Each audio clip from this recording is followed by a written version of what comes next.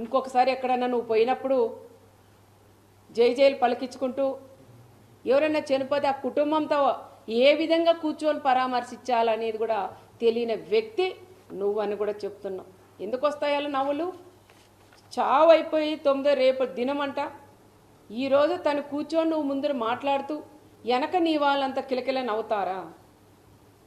వాళ్ళు ప్రాణం పోగొట్టుకొని ఆ కుటుంబం ఏడుస్తుంటే నీ వాళ్ళు నీతో పాటి నీకు నవ్వేది తెలియదు, ఏడ్చేది తెలియదు, రెండింటికి సంబంధం లేకుండా నువ్వు అక్కడ కూర్చొని ఆ కుటుంబాలను ఆ విధంగా మీ వాళ్ళందరూ కూడా నవ్వుకుంటూ వాళ్ళని పరామర్శించేది కూడా అది కరెక్ట్ కాదని మరొకసారి జగన్ రెడ్డి కూడా తెలియజేసుకుంటూ, మా గ్రామాల్లో చిచ్చులు పెట్టావు, చిచ్చులు పెట్టొద్దు అన్నావు, పెట్టావు.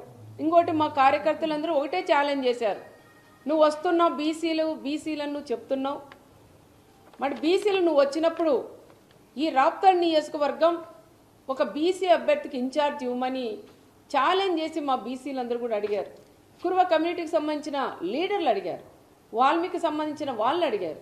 మరి నువ్వు అది చేసేకి నీ చేత కాలేదు, కానీ పచ్చి అబద్ధాలు చెప్పేకి మాత్రం పాపరెడ్డిపల్లి హత్య లింగమైని వాడుకున్నాడని ప్రత్యేకంగా కూడా తెలియజేసుకుంటూ